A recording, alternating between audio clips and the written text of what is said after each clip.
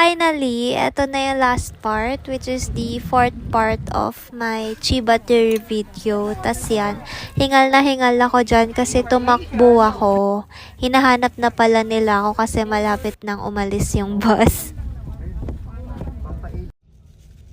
So, ayan, pagkabalik ko ng bus, kumain muna ako ng biskwit kasi before kong i-take tong video na to, nasuka ako siguro dahil sa pagod and puyat. So, kailangan kong kumain uli para may laman yung tiyan ko.